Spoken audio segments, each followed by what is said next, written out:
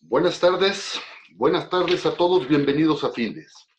Son las 18 horas, día 9 de julio. Damos inicio a la transmisión del webinario que tenemos contemplado para esta ocasión en materia de control de efectivo y conciliación bancaria. Soy Emilio Villalobos, directivo de la Fundación, y les agradezco la oportunidad que nos brindan de dirigirnos a todos ustedes. Me acompaña el profesor Fernando Alcántara Huizache, especialista en Findes en el área de contabilidad, a quien sucintamente me permito presentar como contador público certificado, socio de auditoría en firmas de consultorías extranjeras con sede en México y con una experiencia profesional de más de 30 años en el sector independiente, particularmente desenvolviéndose en las áreas de auditoría y contabilidad. Antes de ceder la palabra a Fernando, les invito a que nos hagan preguntas, nos den sugerencias y comentarios, y al término de su plática dispondremos de algunos minutos para atenderles. Fernando, buenas tardes, podemos iniciar. Buenas tardes, Emilio, muchas gracias. Vamos a iniciar. Buenas tardes a todos, bienvenidos.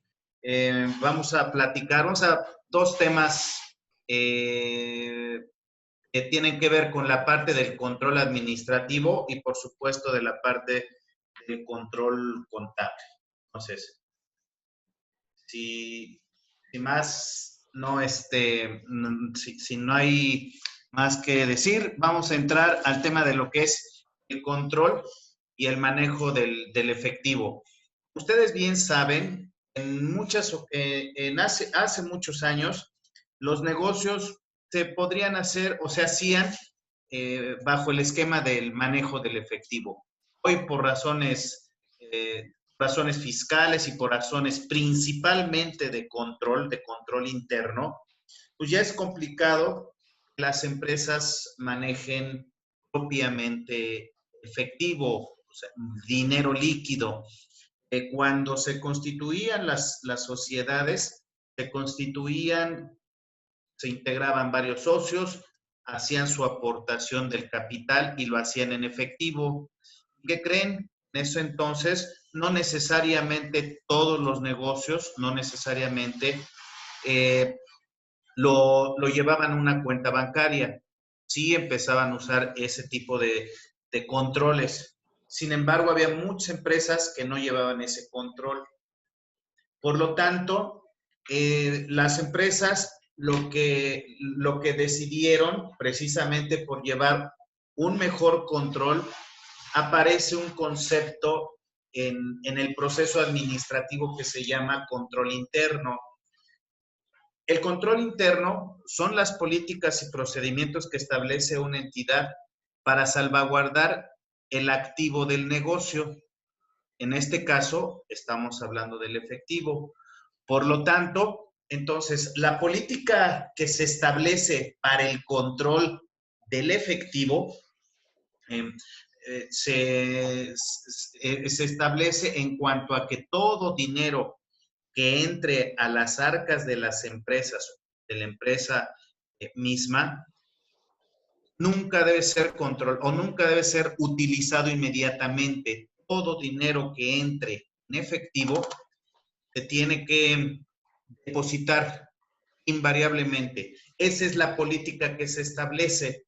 Eso dice el tema, dice el concepto de control interno. Son las políticas y procedimientos que establece una entidad para salvaguardar los activos del negocio. En este caso, es el efectivo.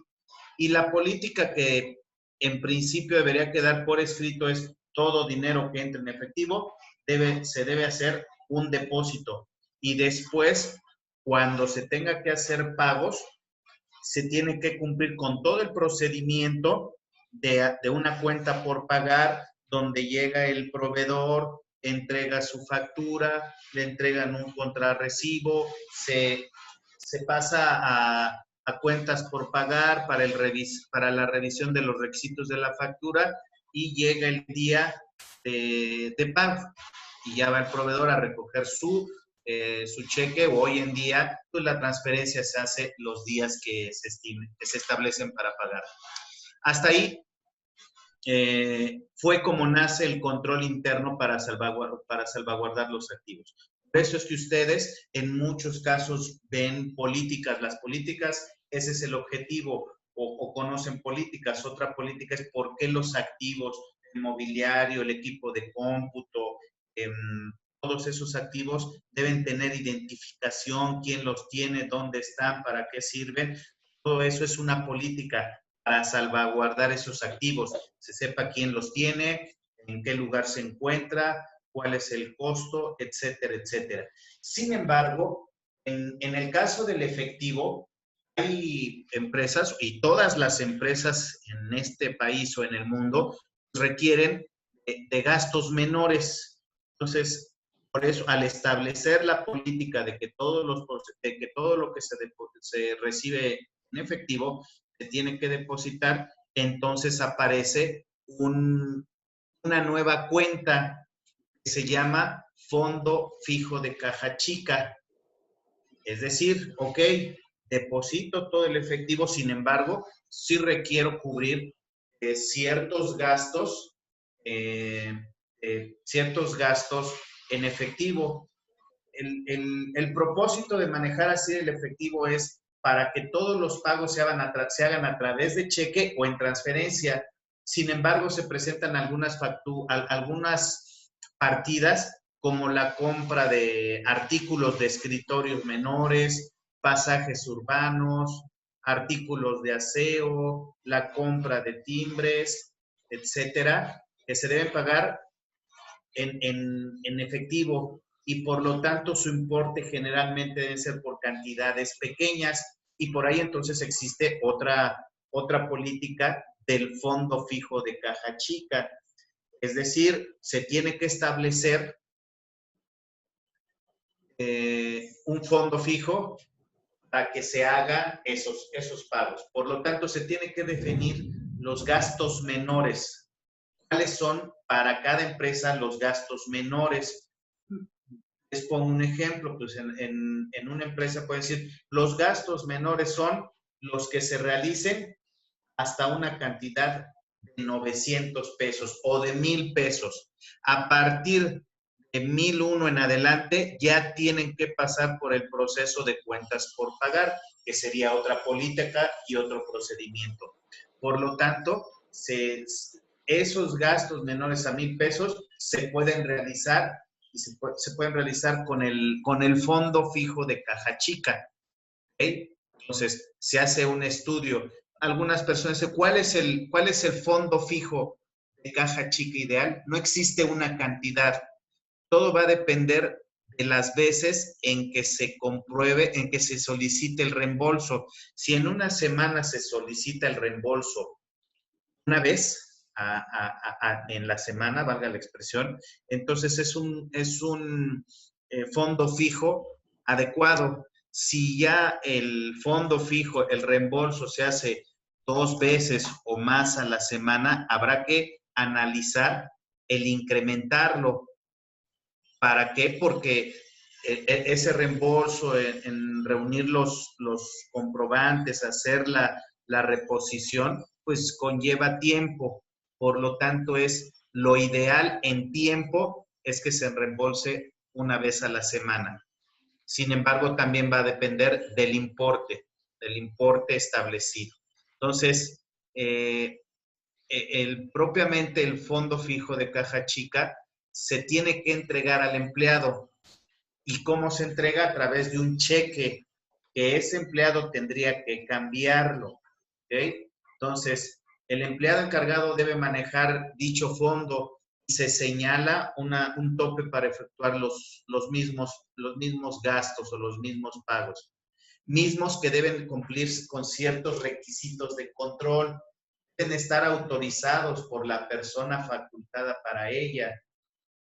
Cuando algún empleado necesita efectivo para cualquier gasto menor, se expide un comprobante de caja chica que será provisional o definitivo. Seguramente ustedes han visto los vales provisionales. Cuando se le da a un empleado dinero para realizar gastos menores, lo primero que tienen que entregarles es un comprobante, un comprobante provisional de gastos. Es comprobante provisional. Después esa persona realiza el gasto y regresa con sus comprobantes para poder obtener su comprobante provisional y destruirlo y dejarle al encargado del fondo fijo el comprobante que cumpla con los requisitos fiscales establecidos en esa política. ¿Ok? Entonces, dependiendo si el gasto estará soportado o no por facturas, remisiones, recibos, etcétera. Permítame.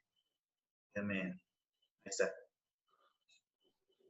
El cajero siempre debe tener el importe del fondo constituido, es decir, ejemplo, si recibió 10,000 pesos y ha hecho pagos por 8,000, pues tendrá comprobantes por 8,000 y 2,000 pesos en efectivo. Entonces, nunca se debe quedar el responsable sin dinero. Siempre debe tener un margen para poder hacer la reposición y en ese proceso tener los recursos suficientes para poder seguir utilizando o seguir realizando los gastos menores. Cuando el fondo fijo llegue a su límite mínimo de seguridad, se expedirá un cheque por la totalidad de los gastos y de esta manera volverá a tener el efectivo del importe del fondo fijo inicial. Por eso es que se llama fondo fijo de caja chica. Pues si son 10,000, 5,000 la cifra que se defina, siempre debe tener 5,000 pesos entre comprobantes y dinero. Cuando se repone cuando se hace la reposición, debe iniciar nuevamente con el fondo fijo inicial, ¿no? Entonces, digamos, ese sería el procedimiento para poder manejar y controlar el fondo fijo de caja chica. Por supuesto, dentro de la política establecida para el control del fondo fijo de caja chica, debe existir el procedimiento para los arqueos del fondo fijo de caja chica. Y los arqueos deben ser sorpresivos. No se le debe avisar a la persona que maneja estos fondos, no deben saberlo. Tienen que ser sorpresivos para comprobar que realmente está manejando ese dinero para las necesidades de la empresa, de la sociedad. Aquí cabe hacer mención que todo comprobante emitido o todo comprobante por cualquier gasto se debe obtener un comprobante fiscal. Para efectos de la ley del impuesto sobre la renta, existe cierto límite para que sean deducibles esos gastos.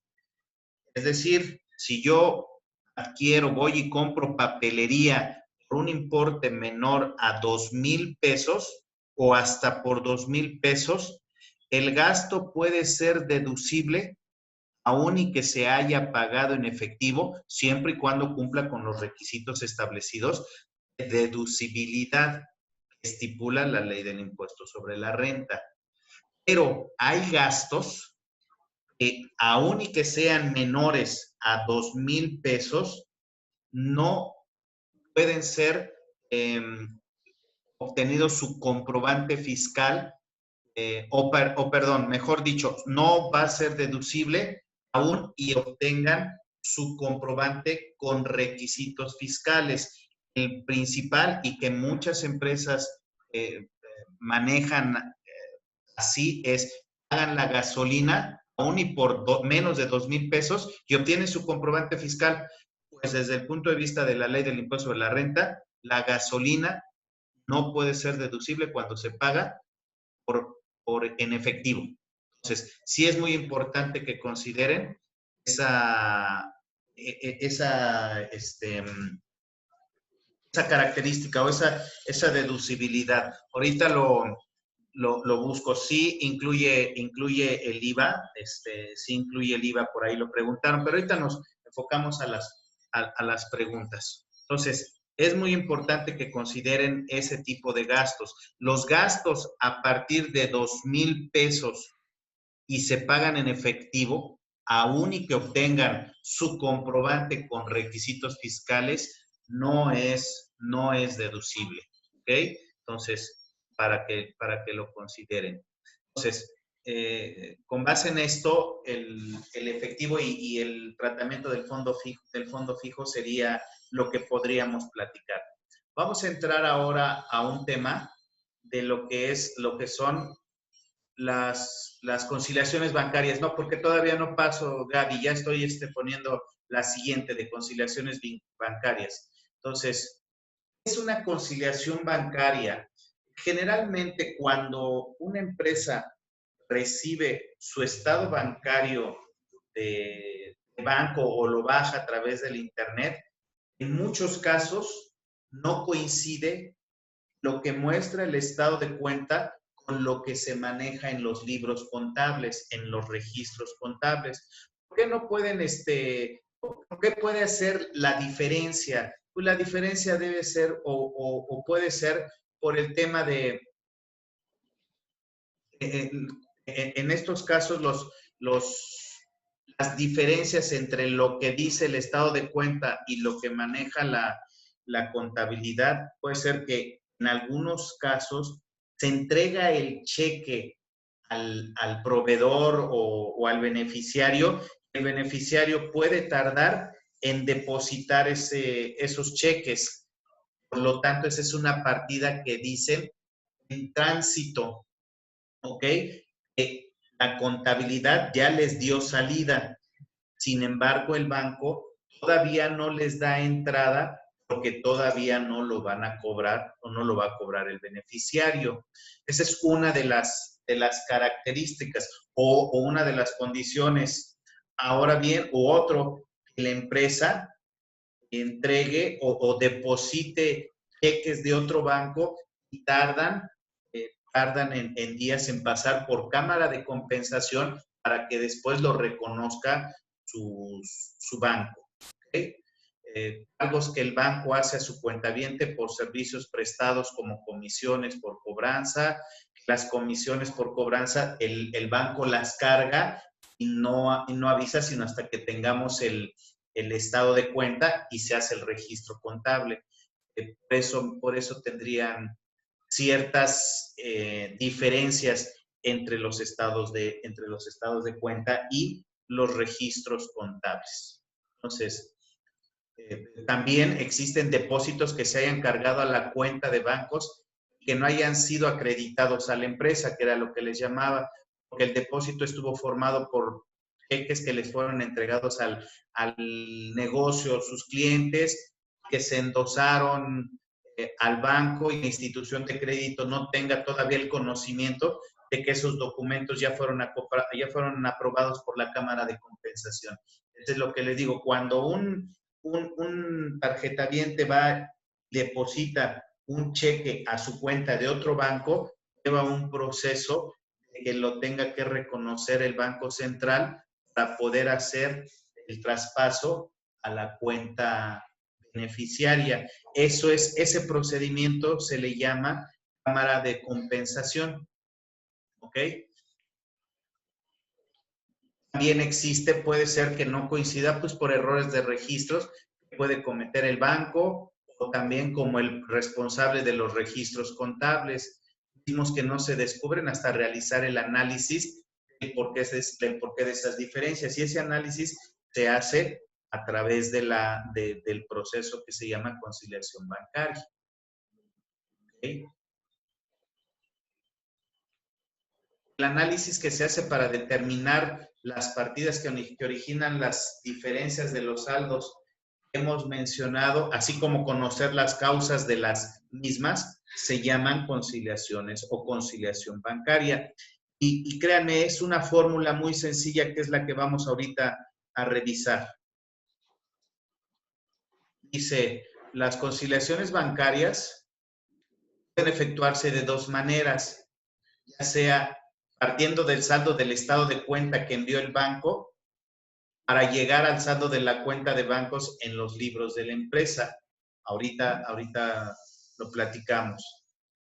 Se parte del saldo deudor de la cuenta del banco, libro mayor de negocios, para llegar al saldo del estado de cuenta del banco. ¿Ok? Ahorita, Pareciera esto muy complicado, pero la verdad es que es muy sencillo. Entonces, déjenme avanzarle y ahorita lo aterrizamos lo que estamos platicando.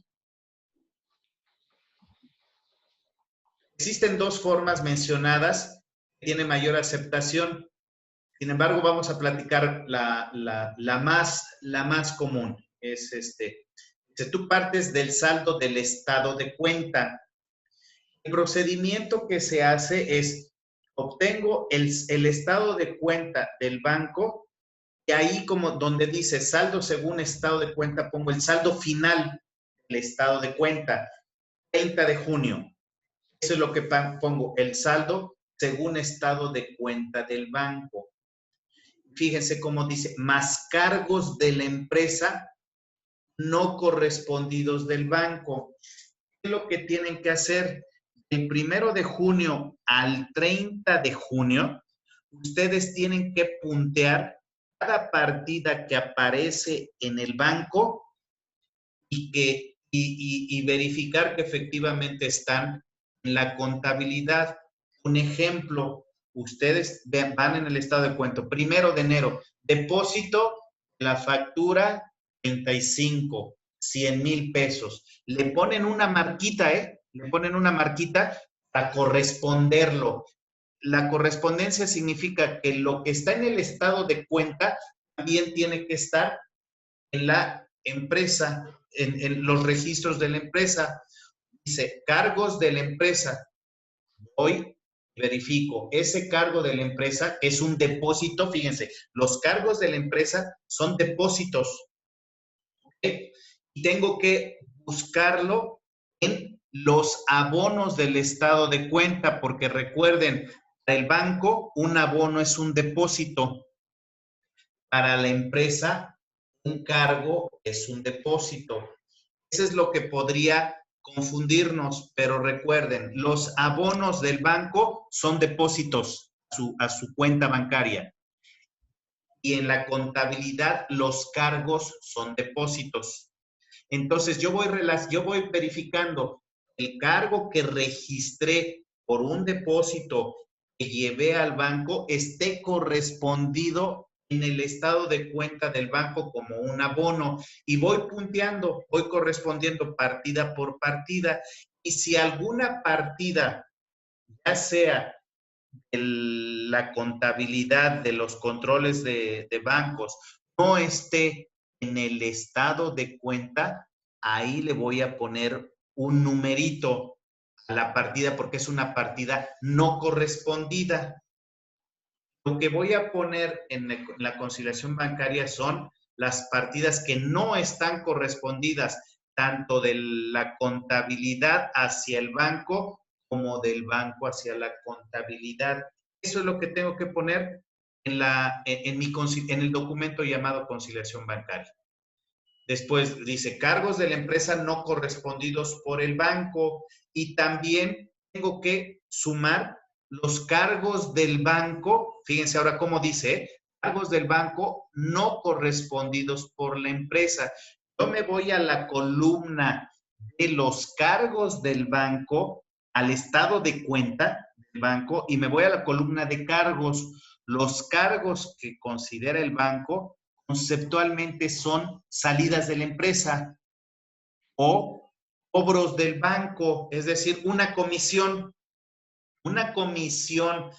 bancaria que el banco no reportó y que no está registrada contablemente, esa es una partida que tengo que anotar en este documento llamado conciliación bancaria, en este concepto, más cargos del banco no correspondidos. Lo que tengo en el banco le está dando salida, lo busco en la contabilidad como abonos, porque para la contabilidad los abonos son salidas.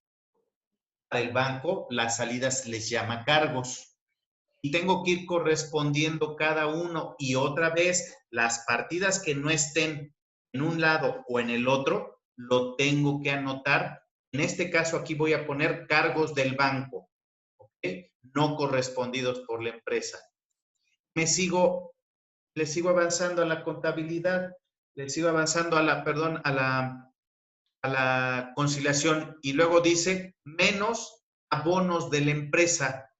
Los abonos, otra vez me voy a todos los abonos, las salidas de bancos en la empresa, voy punteando una por una que se encuentren en la columna de los cargos del banco.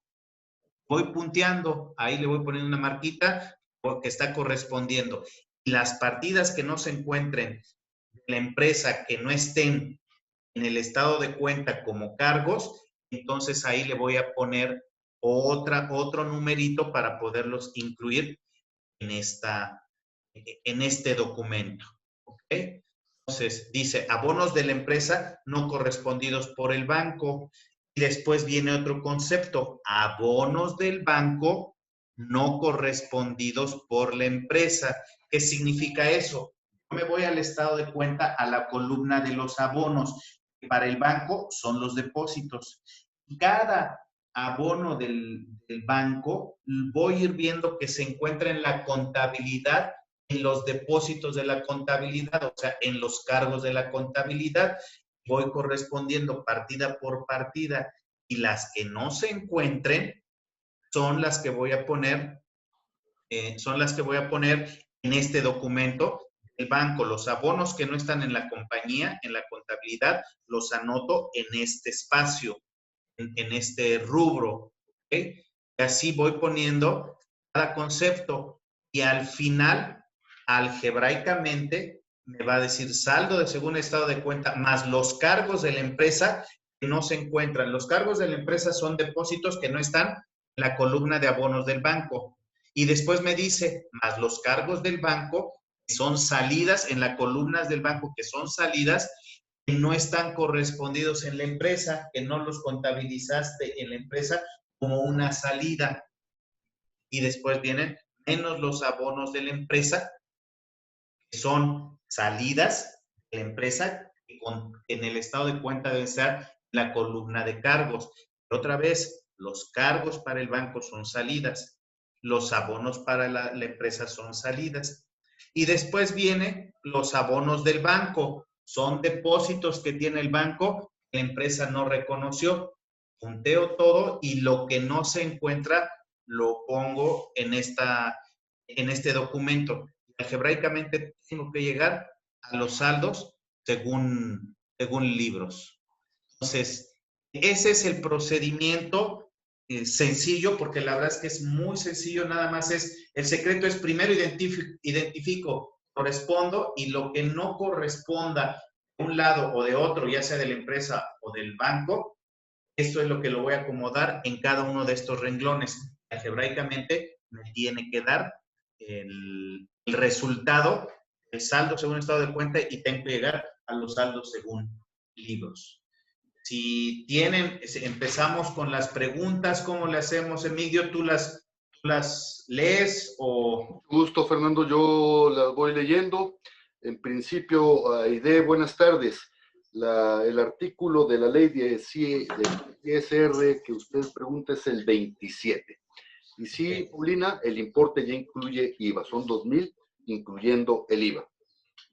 Miriam, buenas tardes. Miriam nos hace una aseveración que me voy a permitir leerla a manera de pregunta. Los arqueos de caja en esta época del COVID, ¿está bien que se soliciten, que se realicen por videoconferencia? Mira, esta nueva normalidad, creo que tenemos que buscar la forma de establecer este tipo de condiciones. Sin embargo, un arqueo, obviamente en el fondo es una auditoría. Las auditorías tradicionalmente tienen que hacerse en el lugar. ¿Cuál es el objetivo del arqueo?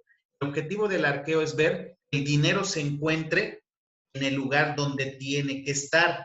Mira, muchas veces hay empleados que tienen ahí el fondo fijo de caja chica y en algunos casos utilizan el dinero para asuntos personales. No importa, lo utilizan y después lo regresan.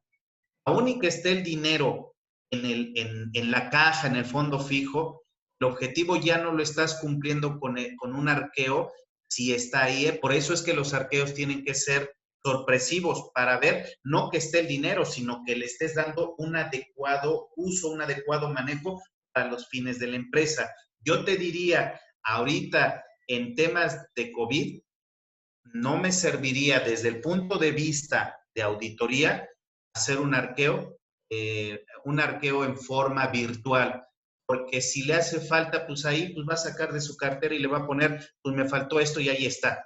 Entonces, sí habrá que buscar la manera de que en su momento se haga el arqueo de forma física. Es más, de hecho, cuando tú entras a un arqueo, tienes que decirle, a ver, vamos a hacer el arqueo y nadie entra y nadie sale hasta que no terminemos el arqueo.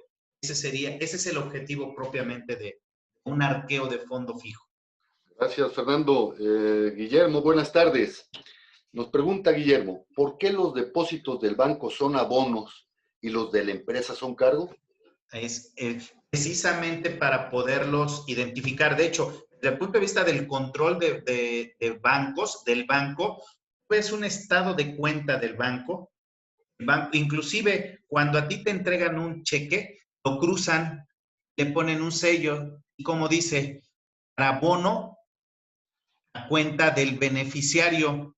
Entonces tú vas al banco, le dices, por favor, abóname este cheque a mi cuenta.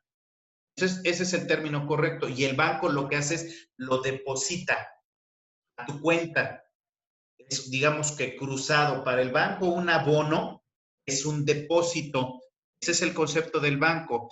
Y contablemente, partiendo de la teoría de la partida doble, en el caso de los bancos, un cargo es un incremento a la cuenta de bancos, es decir, es una entrada de dinero. Es propiamente terminología, ¿eh? Es terminología tanto del banco como el aspecto contable. Lo que para el banco es un abono, para ellos es un depósito, pero le llaman abono. Para la contabilidad, el cargo en bancos es una entrada de dinero. Por eso es que te digo, primero tienes que puntear tanto una partida como un cargo en contabilidad, tiene que irse, corresponderla a un abono del banco. Muy bien, gracias Fernando. Edgar, buenas tardes. Nos pregunta, ¿cuál es el efecto de los cheques en tránsito en la conciliación bancaria? Es que puede ser que sean cheques, fíjate. Sí, hay en la norma contable, dice, si tú entregas un cheque, por eso es muy importante el control de las salidas de los dineros cuando hablas con cheques. Si tú entregas un cheque, contablemente ya le diste salida y ya lo tienes, ya entregado el cheque y firmado. Ya lo entregaste y ya le das efecto contable. No importa que el banco todavía no le dé porque ese ya no es asunto de la empresa. Ya me entregaste a mí mi cheque y yo ya veo qué hago. Para ti ya es una salida de dinero.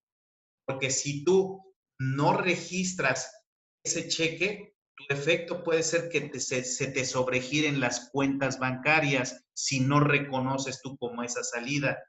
Puede llegar el momento en que dices, pues checo el banco, hablo por teléfono y digo, oye, ¿cuánto tengo mi saldo? Tengo 1,000,000 de pesos. Pues mira, todavía tengo dinero, lo puedo sacar, pero ¿qué crees? Inmediatamente va el que le entregaste y cambia su cheque y tú ya habías girado otro cheque y por lo tanto puedes sobregirar el efecto de las penas convencionales de banco por emitir cheques sin fondos y aparte desde el punto de vista legal, emitir un cheque sin fondos se puede considerar hasta de fraude. Gracias, Fernando. Buenas tardes, Irma. Irma nos pregunta, ¿para cuentas en dólares se usa el mismo formato de la conciliación bancaria? El mismo formato, nada más lo único que tienes que cambiar es la moneda. ¿Vale? Si es que lo manejas en dólares. Ahora bien, si tú contablemente, sí lo manejas el mismo formato, pero le tienes que dar el formato en moneda nacional. Porque acuérdate, tú registras en México la contabilidad en pesos mexicanos. Es la moneda de registro. De acuerdo, gracias, Fernando. Teresa, buenas tardes. ¿Los pagos en efectivo de menos de 2,000 pesos son deducibles de impuestos? ¿Es deducible de impuestos si pago una cuenta con una tarjeta de una tercera persona o una tarjeta diferente a mi cuenta? Otra vez, el inicio no lo escuché bien, no lo entendí bien. Por favor. ¿Los pagos en efectivo de menos de 2,000 pesos son deducibles de impuesto? Es deducible Sí, de impuesto si el pago se realiza con una tarjeta de una tercera persona o con una tarjeta diferente de mi cuenta. mira, en principio, como lo dice la ley, no es deducible. Tiene que ser la persona. Sin embargo, todavía hoy en día la autoridad todavía no entra a esos menesteres. Si yo hago un gasto de la empresa o mío, yo soy una persona física y pago la gasolina con mi tarjeta, es deducible. Pero si otra persona paga con su tarjeta y emite el comprobante a mi nombre, técnicamente no es deducible, ¿eh? Técnicamente no es deducible porque no está haciendo el gasto la persona beneficiaria de ese gasto. Sin embargo, les digo, todavía no, pero va a llegar el momento en que esos gastos la autoridad te los ven. Es más, de hecho, no te dice cuándo. Simplemente si se mete la autoridad a revisar, ese sería un gasto no deducible. Gracias, Fernando. Y bien, antes de culminar con esta transmisión, les recuerdo que todos los jueves a las 18 horas estaremos abordando diferentes tópicos de interés, de actualidad en el ámbito de los negocios. Y el jueves 16 de julio abordaremos el tema valores organizacionales. Los esperamos, inviten a sus compañeros, inviten a sus amigos. Son las 18 horas con 36 minutos. Damos por concluido el desarrollo de este webinario. Muchas gracias a todos y hasta luego. Hasta luego, gracias.